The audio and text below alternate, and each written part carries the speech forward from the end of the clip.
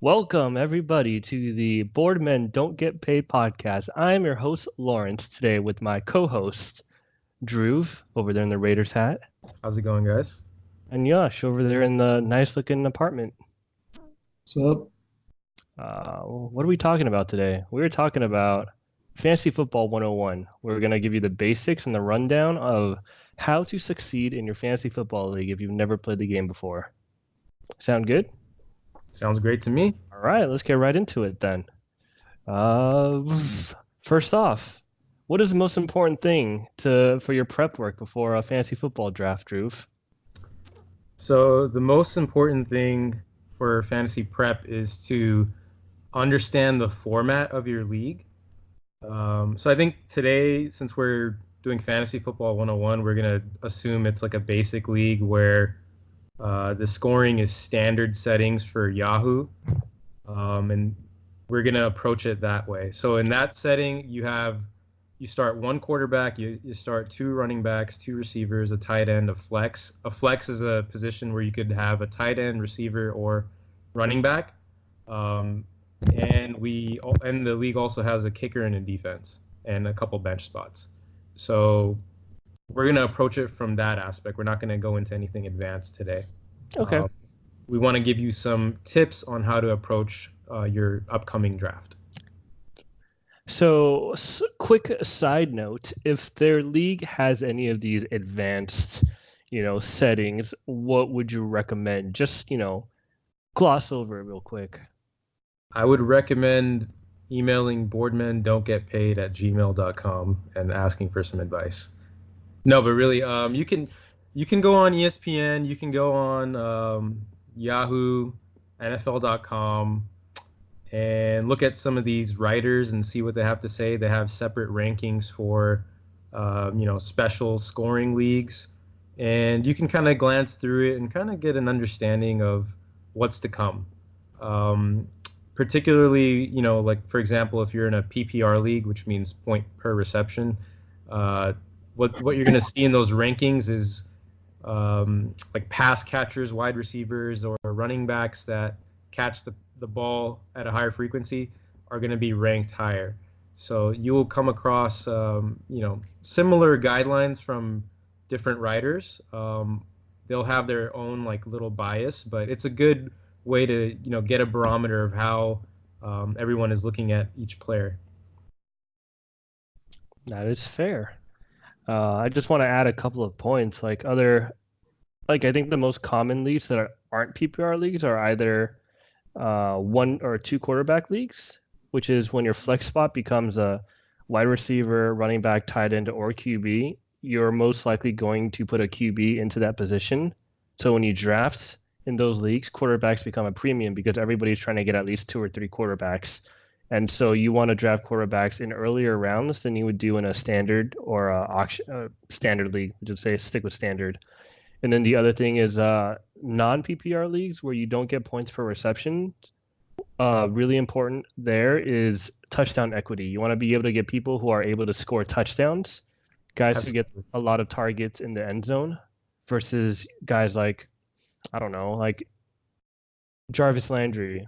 He's become more of an I end get what zone you're type. saying. He's more of a high volume guy. He's not a guy that gets targeted in the red zone as much as others. Yeah, exactly. So those are just small things Yeah. you want to pay attention to. And then There running may be a backs, few people in those leagues, but I think today we're probably going to just kind of focus on your yeah, standard basic format. And, fair. Too bad our league with someone we don't want to mention is still stuck in the Stone Ages with non PPR and we're not gonna put him on blast today. yeah. But Another yeah, day though, we'll so put them on blast.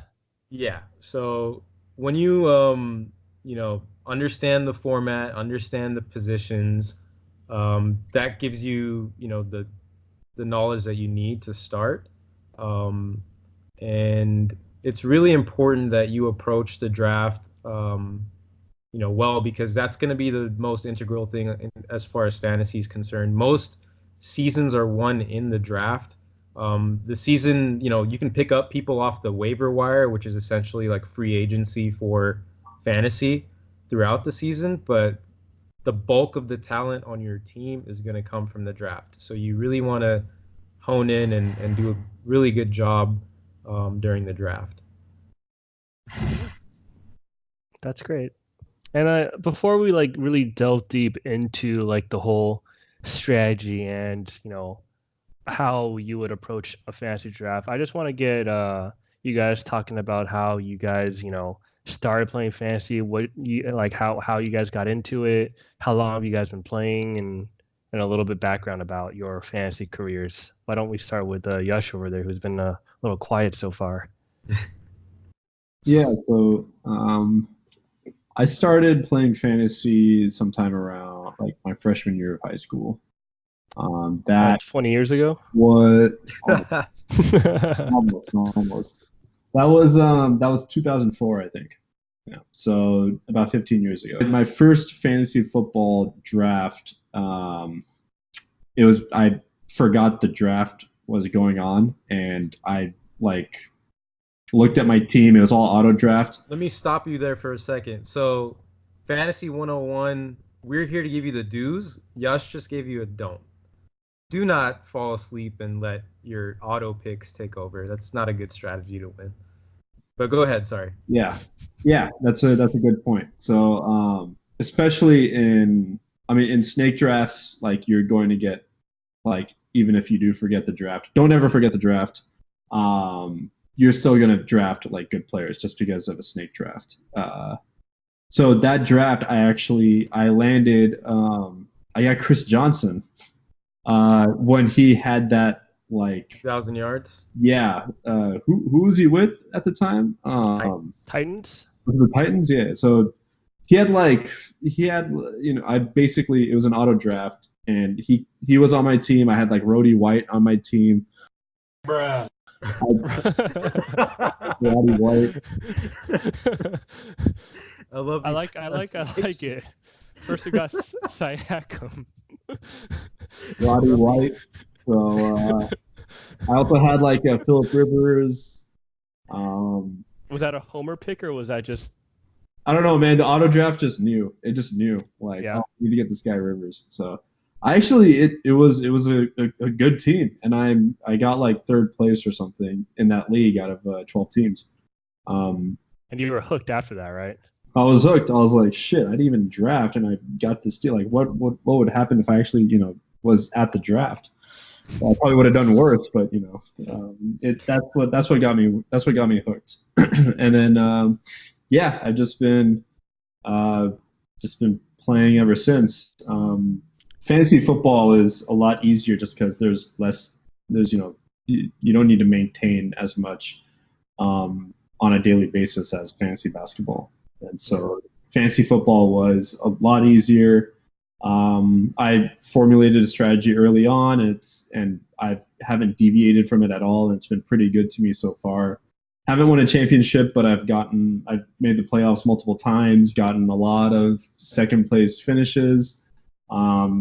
Narrowly missed out on two first place finishes. One was very, very excruciating and it was very sad.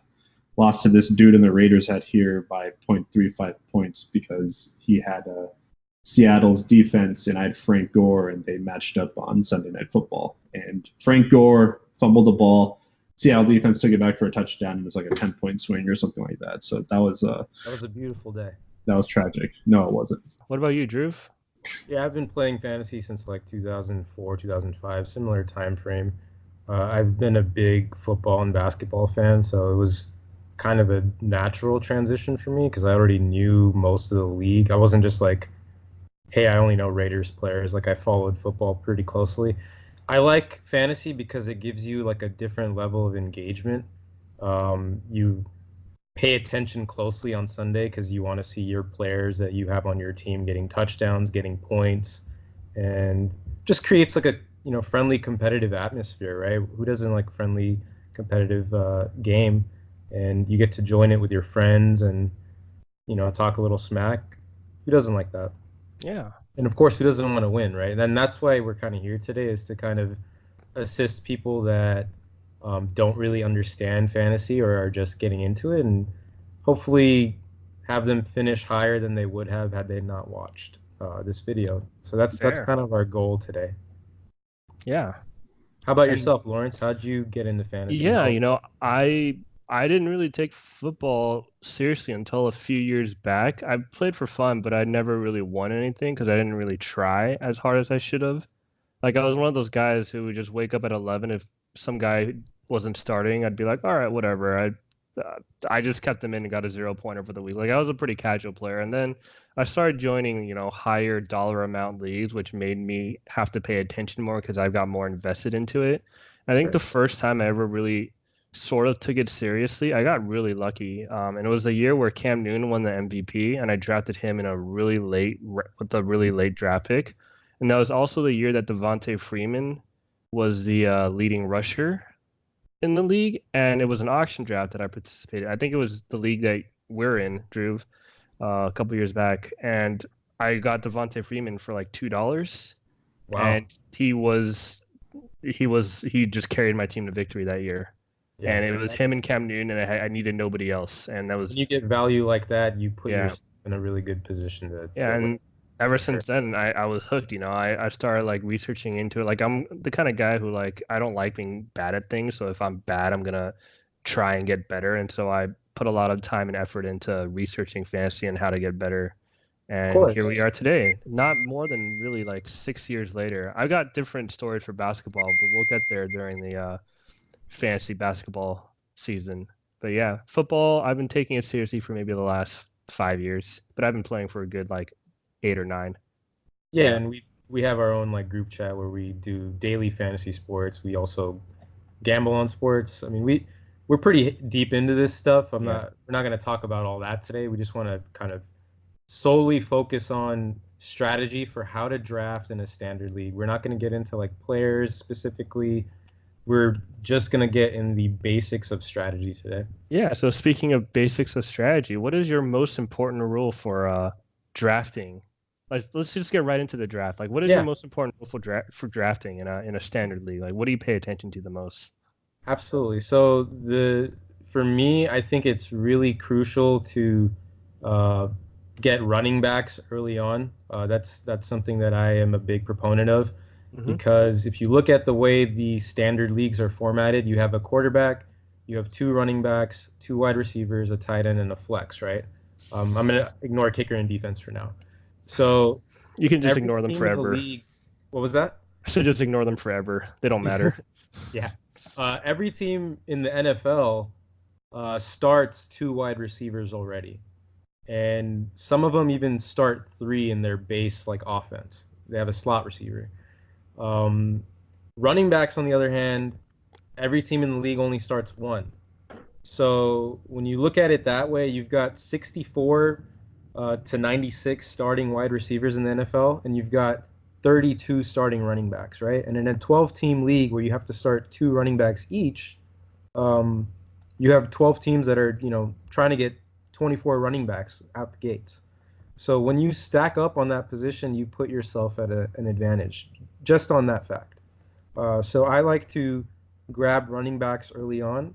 I mean, I don't mind if you get a great wide receiver early as well, but I think in the first 5, 6 rounds, I tend to just take all running backs and wide receivers. That's kind of been my approach, unless I can get an elite tight end at a point where I think it's a valuable place to take them because So that. I Sorry. want to stop you right there for a second when you were talking about how 16 or there's 32 running backs in the league. Of Right. those 32 running backs on each teams, you have to narrow that down even more, right? Because you're not trying to draft a running back who's also in a timeshare, right? Right. You want to be able to draft a running back who's going to get the lion's share of the carries. So, Exactly. of those 32 teams, maybe there's only 15 or 16 running backs that are extremely valuable, right? That So are that's truly elite that that are going to get the opportunity. The rest are kind of a gamble. yeah. Whereas with receivers, there are like many more known commodities, and there's a lot more receivers emerging on the free agency the waiver wire once the season starts. Running back, those type of players sort of emerge only because of injury later on in the year. So I would say definitely attack that position early on. Don't I know it's tempting because you see like how many points quarterbacks accrue, but you have to look at the top 10 and see that the difference between the second best quarterback to the 10th best quarterback last year was not very significant. You take out the statistical outlier, which was Patrick Mahomes, and you look at the majority of the quarterbacks after that, there's not a big difference between them. When you see running backs, on the other hand, if you see the top running back and like the 24th running back, there's a massive difference. There's a massive difference. So you want to stack up on as many great running backs as you can. And throughout the year, there will be teams that need running backs, so they may even overpay and try to get like a middle tier running back just because they're so desperate to have one because there's so few of them. Yeah, Yash, do you have anything to add, or do you agree with Drew's statement about getting running backs early? So I follow a different strategy. Okay.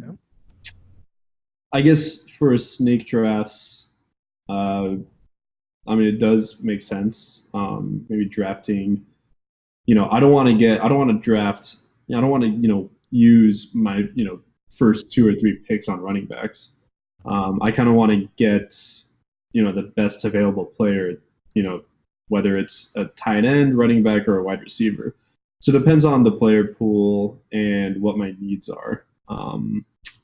I've always held to the belief of anchoring my team around like good receivers.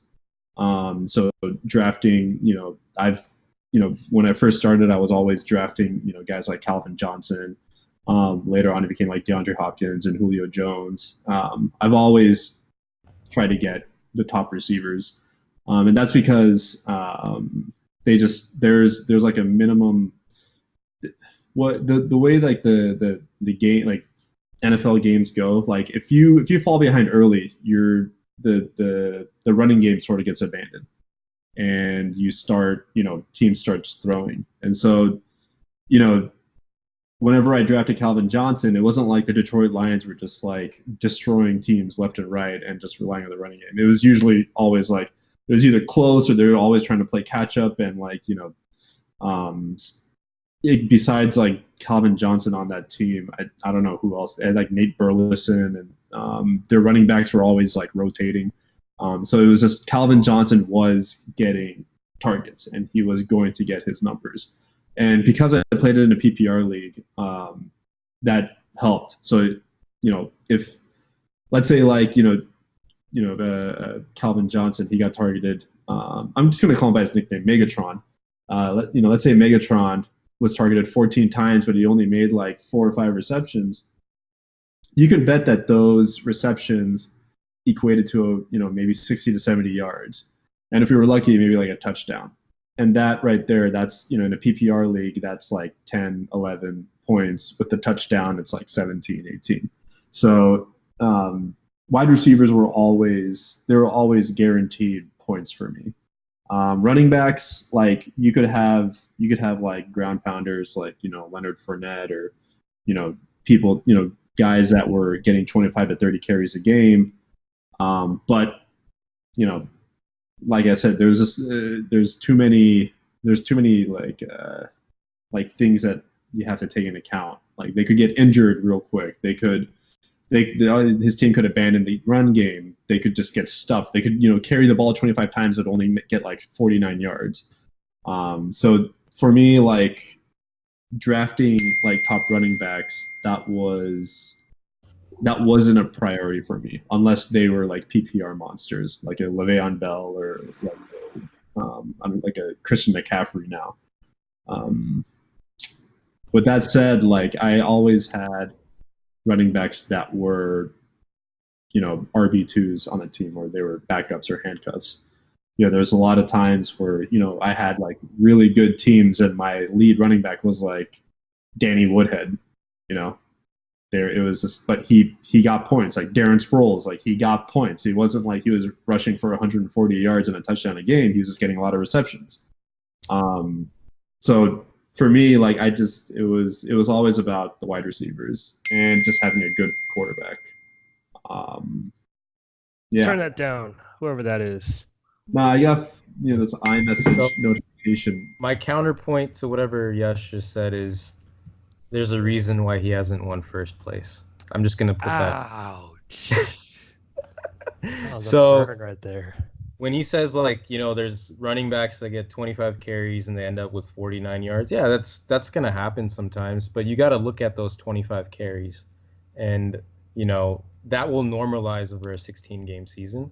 And also like the theory behind he's also right about this, where teams are down, they're gonna throw more. But that's why getting a running back that's getting all the work is really important early on, because they'll be on the field even if the team's losing. They're going to be in there for pass blocking, which turns into check downs that can add up. And I think it's wise to go after that position early. I'm not saying that you have to take a running back in the first or second round. If you want to take a wide receiver, that's a good value. Go ahead. But I think it's a good idea to stack up on that position, and definitely in the first 3 to 4 rounds. At least get two within that time frame. Yeah, so I mean, I'm just gonna add in my 2 cents from a macro perspective. I don't want to say one of you guys is right or one of you guys is wrong. I think it's really player preference, but I think this is a reason why I like fantasy so much is because from a fantasy landscape, like it evolves when football, like as a whole, evolves as well, right? And so maybe you go back to a few years ago where running backs were like the main thing. Like you draft running backs early because they're the ones that got you touchdowns and points. But then like football kind of evolved maybe in the last 2 or 3 years to like let's say 4 years ago. Starting 4 years ago, it became like an air, like a passing kind of league, right? And so when you're in this like passing kind of league, then these wide receivers become much more valuable. Like you have wide receivers going off for about 1,400 yards and 10 touchdowns, like it's nothing. And like even just, let's just say maybe it was 3 years ago, you only had two running backs that like were far and above everybody else in like Le'Veon Bell and David Johnson.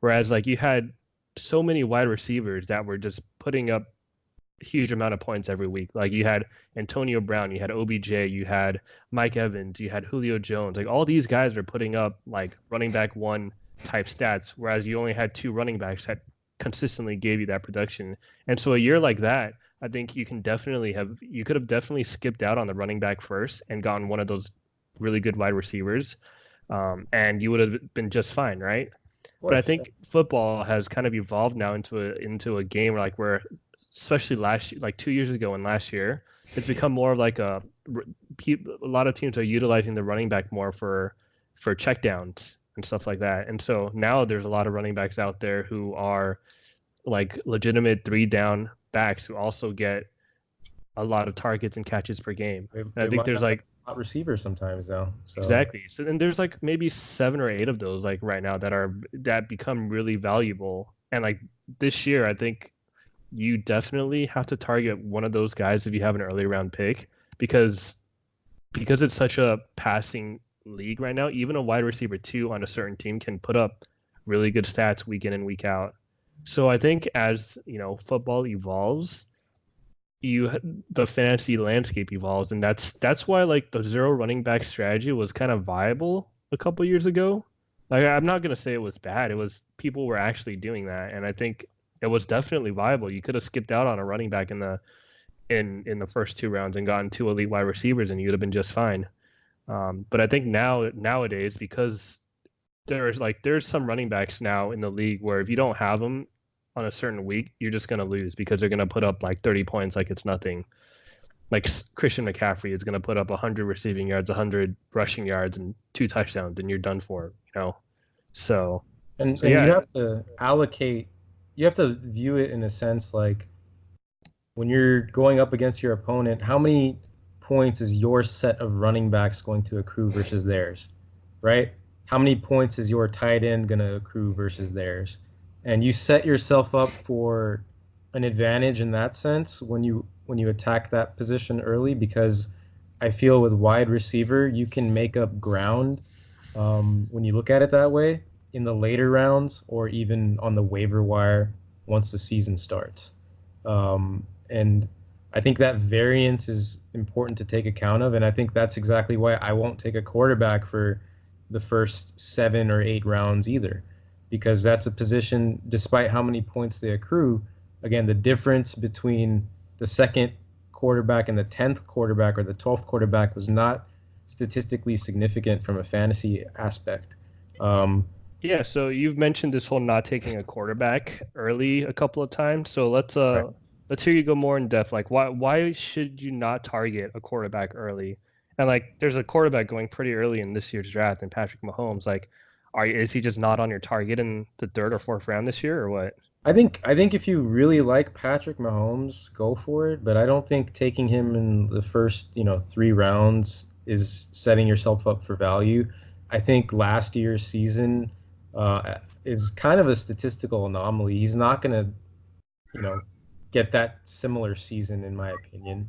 That was a, 50 touchdowns, 5,000 plus yards. It's very, very few quarterbacks have come close to, putting up those numbers in a season. And his, schedule against the defenses that he plays this year makes it seem like he's not going to put up anything close to that. And if that's the case, he's not worth taking in a third round or a second round like he's been going. If he somehow falls in your draft to round 4, round 5, yeah, sure, maybe there's some value. But most quarterbacks, like Cam Newton, Russell Wilson, Drew Brees, Carson Wentz, Jameis Winston. There's a bunch of solid quarterbacks that are falling into like round 8, round 9. And the statistical difference between them and say, the top guys, which is Mahomes, Watson, Luck, and Rodgers, is not significant enough for you to pull the trigger on one of those four, in my opinion, early on, when you can get a running back or a wide receiver. Do you share the same sentiment on this, Josh? Yeah, I mean, quarterbacks are, you can always get, value in the later rounds, even off the waiver wire. Agreed. There's a lot of good quarterbacks this year, and you don't need to draft one early on.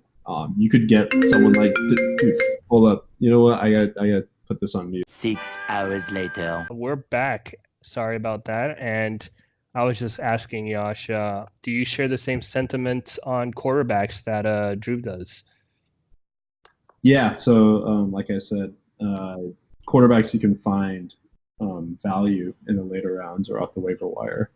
And there's, I feel like this season there's a lot of good quarterbacks that can, that you can slot in and you can expect reliable output. And I feel like that's because there's a lot of factors. One of them is like the NFL rule changes. Like they've started protecting the quarterback a lot. They've started, I think they want to get games high scoring. Get like these like high octane offenses. Is this like a tinfoil hat theory you got right now? Like, is this a thing? Yeah, I mean, like it's as for diehard football fans, it's great seeing like a defensive like grind. Pittsburgh versus like Baltimore or something, right? But for like the casual fan and for the fans or for the people that want to get into football, I think just seeing a lot of like touchdowns, a lot of like long Hail Mary plays, a lot of scrambling, guys like Mahomes, playing like that's what's going to attract new fans. That's what's going to attract new people. That's what fantasy's about too. Yeah. Yeah. So what I'm hearing is a thinly veiled comment about gambling and always betting the over. Is that what you're recommending? Always. You always bet the over. Never bet the under. Again, don't listen to this guy unless you want to be in second place. You won because of a defense, man. Let's remind yourself. All right, let's keep it civil here, guys. All right. So with quarterbacks, like don't ever feel the need to be pressured to take one in the 5th or 6th round. If you want, Mahomes is a good 5th round pick if he's there. He probably won't be, but if he's still there at the 5th round, I would definitely draft him. Otherwise, otherwise, wait. Jumping back on something that you said earlier, basically like when you first started playing fantasy, you were just drafting guys because you knew who they were. And, one of the most well-known quarterbacks in football is a guy named Tom Brady. What do you guys think he's going in drafts? I don't think he should even be drafted, actually. So there you go. Name value does not mean everything. Exactly. Name value does not necessarily equate to fantasy value. So when Tom Brady becomes a QB1 this year, we're gonna look back at this and and have you eat some crow or what? Sure, but if you want to take Tom Brady, by all means, go ahead and take him, but take him near the end of the draft because, I mean, yeah, he's a five-time or six-time champion, sorry. But that doesn't necessarily equate to fantasy success. So don't just follow those names. You want to get players that are going to accrue the most fantasy statistics. And Tom Brady is not going to do that. I promise you that. And so you're saying don't draft on name value. Instead, you should be drafting based on what? Fantasy value. There you go. Perfect segue into our next segment, fantasy value. Talk to us a little bit about fantasy value, what average draft position is as a parameter for value, and how you go about that. Yeah, so for people that are new to fantasy football, that are kind of just getting into watching the sport, uh, whether you play on ESPN or NFL.com or Yahoo, every site, once you enter the draft, will have an average draft position, an ADP, and you can kind of use that as a guideline. Like, let's say, for example, you don't have a lot of knowledge about all the players in the NFL or all the teams, which most people that are new to a sport will be in that scenario. You can use that as kind of a guideline to follow. And as the draft goes on with your friends or whoever you're with, you'll notice that some players will kind of fall beyond what their average draft position is. Maybe some players are, noted to be falling at like the first round, the back end, like pick number 10, and that same player may fall to, the back end of round two at like pick 20. That creates a situation with value. And at that point, that player may end up becoming the best player on the board, and it'll be worth taking them. And on the other hand, there may be like a player that about, that is rated a lot lower than you feel they should be. You shouldn't take that player like well before what the value indicates, in my opinion. Like, let's say, for example, there's a player that you really like who's ranked like 70th, whose average draft position is 70th. I don't think it's a good idea to draft that player 22nd, for example. Um, Take another player slotted around that value, wait a little bit, and then if you want, maybe take that 70th rated player at position 55, which is a slight reach, but it's not a huge reach. And as you play the game that way, you give yourself a better chance because you accrue more value throughout the draft. Yeah. Do you agree with the point on value, Yashi? Do you find that this is very like something that you should really pay attention to versus like basing your draft picks on value versus basing it on players that you really like? Yeah. It's always, remember you're playing fantasy football. You want to accrue the most points. So value is that should be a barometer on which players that you draft. If you really like Tom Brady, if you love him, I don't know why. You should, you could always draft him. He's probably going to be on the board by the last or second to last round. So if you need like a backup quarterback or you just want to fill up your team with players you like, just wait till the last rounds.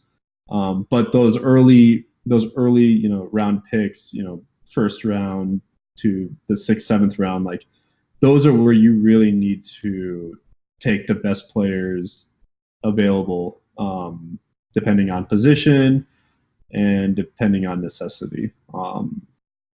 Yeah, you can't like it's you got to be rational. You can't be emotional in these types of things, especially if you want to win fantasy. I mean, if you're playing fantasy because like it's like a free league and you're just like it's like a family league, and you're not really paying a lot of attention to it. Yeah, go for it. Go and draft your favorite players, see how they do. At the end, it's all for fun. But if you're playing in like a serious league and you've got money on the line and there's bragging rights and everything, make sure you draft the best players based on value. Yeah, so you make a good point there. Like it really depends on the kind of league that you're playing in. And I just want to, point out that last year, like Patrick Mahomes, I'm going to use him as an example. his ADP was not that high, but a lot of people were reaching for him because of all the hype that he was getting. And so how do you balance like this hype, knowing that if you're playing with good players, that the person that you really might want to get is going to go 20 before his ADP? Like how when is it a good time to pick someone like him up? Because like he helped a lot of teams win leagues last year with his performances, and you had to reach a lot to get him before his ADP. So how do you balance that when you're playing against people who are also in tune to with fantasy? I think it's important to understand who you're playing with, right? So, like, for example, if I was in that position with the people that we play with, yeah, I would probably pull the trigger slightly earlier than what I just recommended. But again, I'm tailoring this sort of towards kind of newer players. And I think you set yourself up for success by, staying consistent with that board and kind of seeing where they're going on average and following that. That's the safest way to play it. Um, with Patrick Mahomes last year, again, I think it was a statistical anomaly. Yeah, it worked out for a lot of people, for sure. But I don't see him doing that again, and I don't see any other quarterback really doing that again this season. Um, and again, it's okay to reach, a few rounds, but I don't think it's okay to reach 5 or 6 rounds because you can get somebody that is kind of a high floor player that you know will succeed, and reduce that risk early on. And you can still take that Patrick Mahomes types player, just wait a little bit more. I think 20 picks or so before their ADP is fine. I don't think 40, 50, I think that's a little too much. So I'm going to shift from quarterbacks for a second and go to another position. So we've talked about running backs, wide receivers, and quarterbacks. Another really important position is tight end. And this one, people have varying strategies when it comes to this. I mean, we have varying strategies when it We comes to this. we do. I like getting an elite tight end early because that is one of the thinnest positions in fantasy. When you look at the difference between the top 2 or 3 tight ends versus the tight ends that get drafted, 12 through 15, there tends to be a large statistical difference, larger than, pretty much every position if you look at the last 10 years. So it's if you can get Travis Kelce at a draft point, which is, like middle of the second round or late second round, I'm completely fine with that. If you don't get him, however, then I think you would probably, do Lawrence's strategy, which is to wait for tight end, right? That's your strategy. Yeah, so my strategy for tight ends, like I mean, I don't know if it's just luck, but I've always lucked out on getting really good tight ends near the end of the draft. Like when I first started, I kept getting Delaney Walker in really late rounds, and he's a very solid tight end that got me a good 10 points every week, which is more than any other tight end you can ask for. 2 years ago, I had Zach Ertz at the end of my drafts, and he put up basically tight end overall tight end two numbers the entire season. And then last year, I lucked out on George Kittle. I got him in the late rounds of the draft, and he, ended up as Yeah. a overall tight end too. And I was getting these tight ends like round 10, round 11. Like nobody, it's just like tight end is such a highly variable position where you can get a late round tight end and they can definitely become a tight end 1 or 2 at the end of the year. I think in years past, I've never been the type who drafted Gronkowski because he was always going in round 1. And for me, like I'd rather spend my round 1 pick on a running back or a wide receiver and then pick up a tight end in rounds 8 or 9 that are just going to give me a solid 8 to 10 points a week. And I think especially this year, there are a lot of tight ends that will get you 8 to 10 points a week. I think tight end is a position that's becoming more. There's definitely a lot more tight ends nowadays. It's trending in a better direction, I agree, but I would say that it is nice going into a matchup on some weeks knowing that, hey, Travis Kelce's getting like, 16, 17 points for me in my format. Mm-hmm. And the guy that I'm facing, his tight end is getting maybe 5 to 8 points. And you're already at a massive advantage there. You have that 10-point differential, and that adds up. But I hear what you're saying. Tight end is a position that is kind of trending in the right direction. Again, when I say taking Travis Kelce in the second round, I say look at it from an aspect of value. I wouldn't take him in round 1 personally. It depends on the format. I'm looking at it from kind of a standard format still.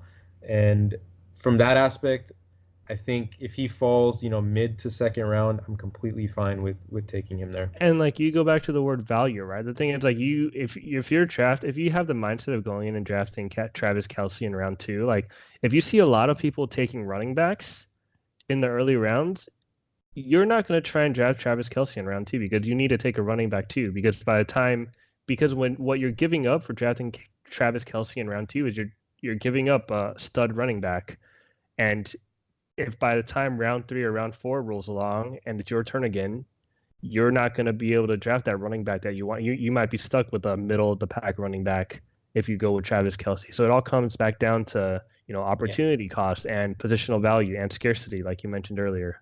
And that's the variability of fantasy. Like you can get into 10 drafts and they will go completely differently. Like one draft, people may just take a bunch of quarterbacks early, another one running backs go early, another one tight ends go early. It's kind of the game within the game, and you have to be able to kind of adjust on the fly.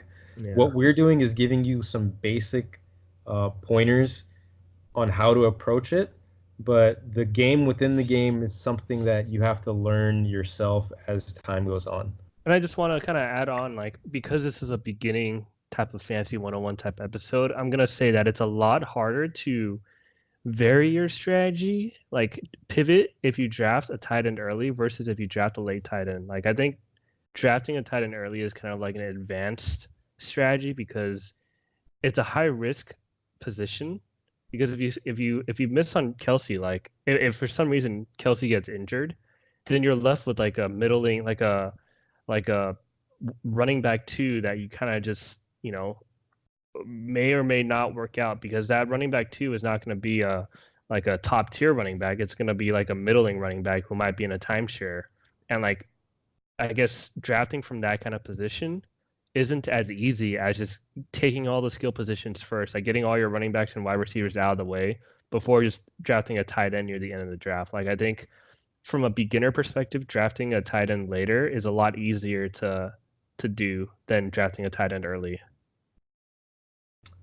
I agree with from a beginner aspect. Yeah, that makes sense. But I still think if you look at what we were defining as value and you see Travis Kelce fall further than he should, I think you should pull the trigger in that instance, personally. Yeah. And moving on to our last topic after tight ends, like I don't really want to talk about these, but kickers and defenses. Thoughts? Yeah, so I think you should wait till the last 3, even last 2 rounds to take a kicker defense. For me personally, I tend to play matchups with these positions anyway. So what I mean by that is I look at the schedule throughout the season, and let's say, week 3, the defense that I drafted is looking like a bad matchup, and I see on the waiver wire, the free agency, that there's a juicy matchup for one of the defenses there. They're going up against a bad offense. I'll just, right then and there, drop my defense and pick that up and do that kind of on a weekly basis and pick up the best matchup on the week. I don't think it's a good idea to take a defense in like round 8 or round 9, which some people do. That's a huge reach in my opinion. The difference between the top defense and the 12th defense is not statistically significant enough to warrant that. Particularly when you can get a huge upside value running back, huge upside value wide receiver, tight end in that draft position. So again, it goes back to value. The value of a defense, there's not a lot of upside there. They're quite limited actually, particularly now with how good offenses are in the NFL. There's no reason to be taking a defense until the last 3 or last 2 rounds, in my opinion. And the same goes for kicker. If you were to have like a strategy with drafting kicker, there's kind of 2 ways to look at it. There's a guy like Justin Tucker. Again, I'm not going to get into too specific on players, but he's been on a team that gets into the red zone frequently, but for some reason can't convert touchdowns, and that turns into a lot of long field goals for him. And he's been around the top almost every year. Then there's other guys like Will Lutz on the New Orleans Saints, high fire-powered offense that's going to score a lot of points. So he's going to get a lot of free one-pointers, essentially. He's going to get those point-after attempts, and he's going to sink those.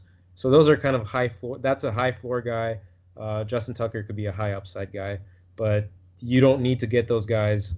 No, I mean no earlier than the last round, maybe the last 2 rounds.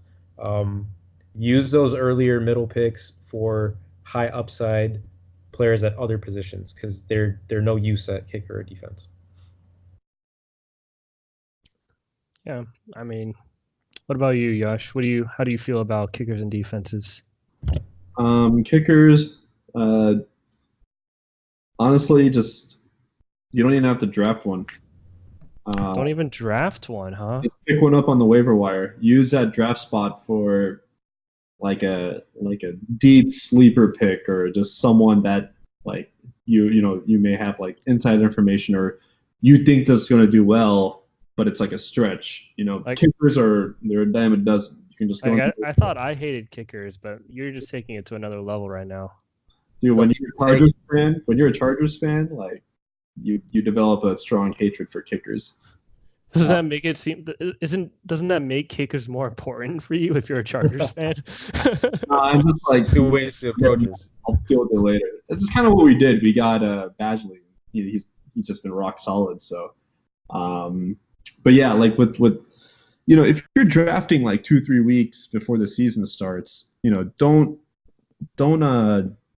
draft it. Like my strategy is just don't draft a kicker and draft like another wide receiver or a running back or even a tight end. Like draft one of those 3 positions and we'll just do look up some news, like research some news, research teams, see like look at the depth charts of each team. You never know like what injuries or what suspensions players are going to pick up before the season starts. So, let's say you just for some wild reason that like the 2 running backs, whoever the Saints have, like Kamara and I don't know who their RB2 is, they both get Latavius Murray. Okay, yeah, Latavius Murray. They both get suspended, or one of them gets injured, one of them gets, whatever. They're out for an extended amount of time. Look at the RB3 on that depth on their depth chart, and just draft him as the last pick or the second to last pick, and just hold that player until right before week 1. And if everything looks fine, if everything looks good, then you can drop that player, pick up whichever kicker you want and roll with that. Kickers aren't something that like, you're going to have other people like fight over, right? They're going to be there. And you'll see a lot of teams, they just cycle through kickers just because, the most that you can do is just play the matchups. So, with kickers, like you don't even have to draft one. Unless like you're drafting like the night before like week 1 or something, or like the day of. But yeah, just don't sweat the kickers. And then defenses, like there's always one defense in the entire league that kind of exceeds expectations in terms of fantasy scoring. Last season it was Green Bay, or not Green Bay, Chicago. There was a few seasons where Seattle kind of held that throne. They were I think, I don't know, maybe like Minnesota or something. Like they had a good season one season, but there's always like one season where like a defense really shines. But then again, like if you see there's a team with an exceptional defense that has a weak schedule that is going to put up points, then maybe like a 10th or 11th round pick, you can use it. Otherwise, you can just use your last pick on a defense.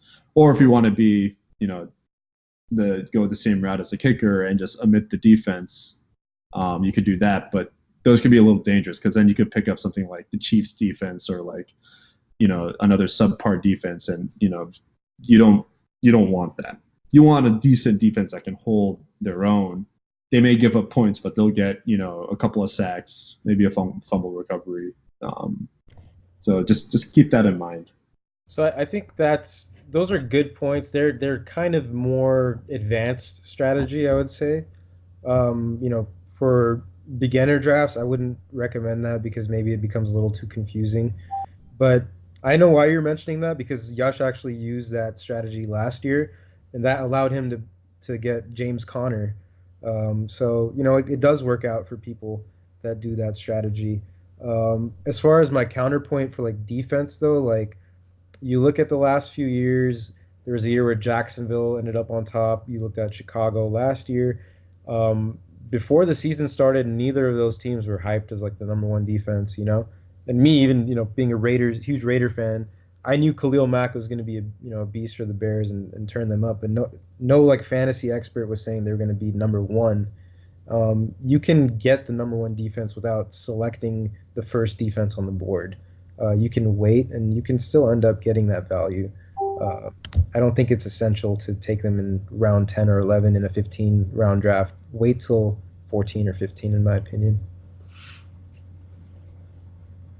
Yeah.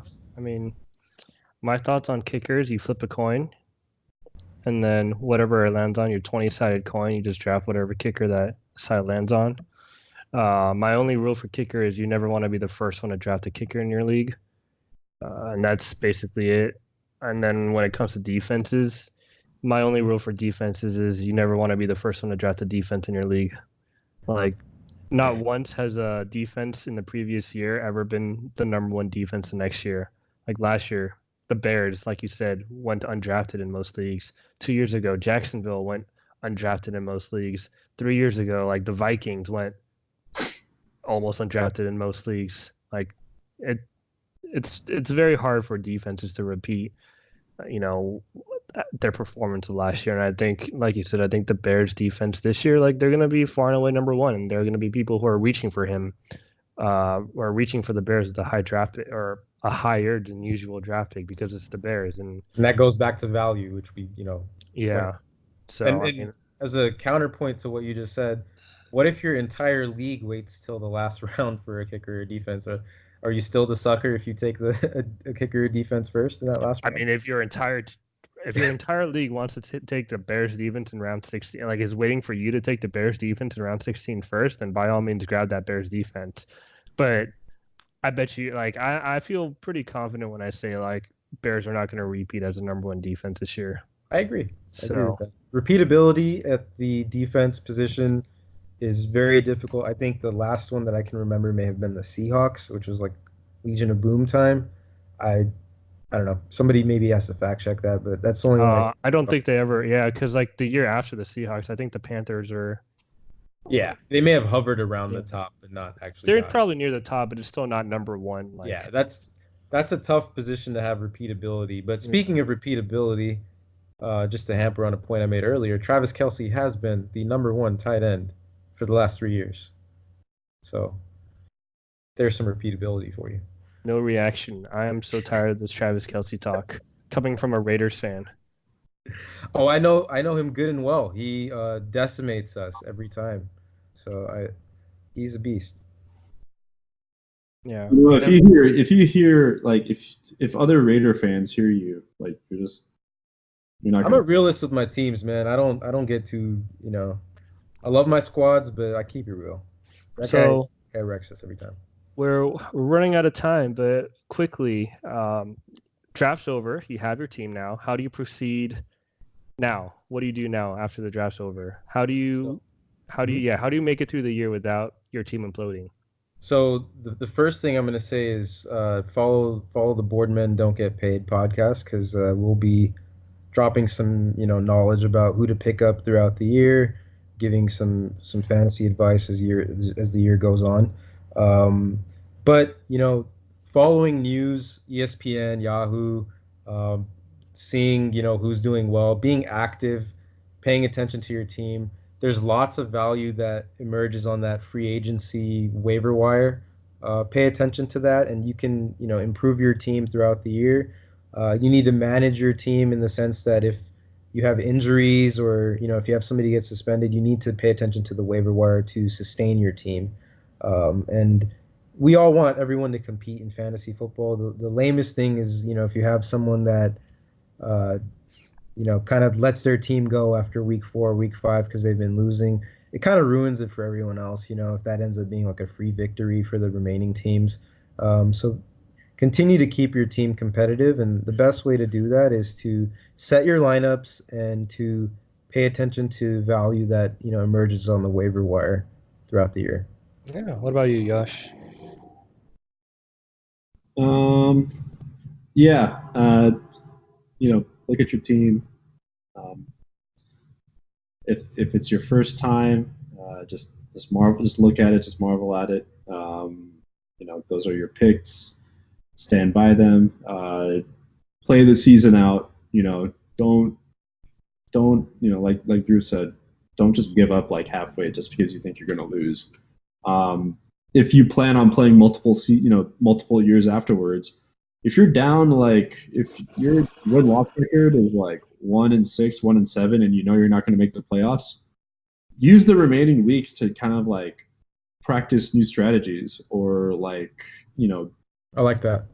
make some, if it's a keeper league, like this may be a little bit more advanced, make some trades for trade your best player for maybe a player that you think is going to do really well next season, if in a keeper league, and like that's a little bit more advanced, but just don't give up halfway. Like everyone goes through this. Like some of the best fantasy players, like they all started off somewhere, and everyone has losing seasons. It's just persistence. It's just getting a strategy down. Also, make sure you attend your fantasy draft. That's always important. But yeah, just have fun. Don't sweat it, and make sure you play the entire season.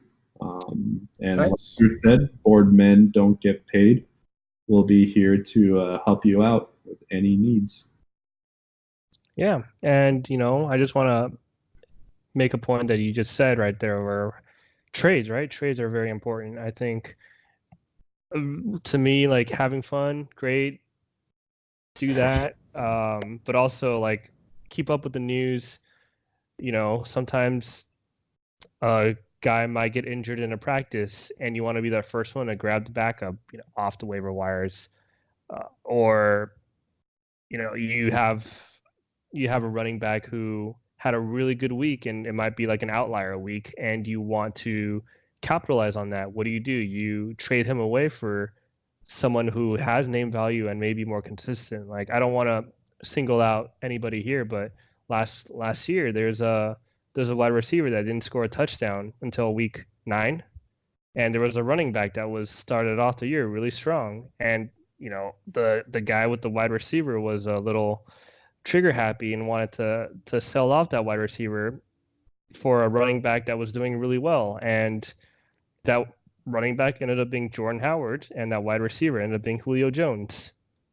So you don't want to make you want to be the guy who buys low and sells high, and not buy high and sell low. Yeah, and that's the economics of fantasy football right there, for sure. And just so you guys didn't pick that up, that was actually Drew that made that trade. Worst trade I've ever seen in my life. This is why you take running backs early. That was my lone wide receiver league where I stacked up on wide receivers. So I had to reach for a running back via trade. Really reach, because my running backs were terrible. Yeah, any last words, guys? So, welcome to fantasy football if you're new or if you're kind of a beginner. We hope that this video helped you out. Maybe leave a comment below and tell us what you think. Well, this has been the Boardmen Don't Get Paid podcast. Had a great time. Thank you guys for tuning in. And on our next episode, we'll go into some players that we like and some values that you can seek out. Hope you guys tune in. Take care. Peace. See you.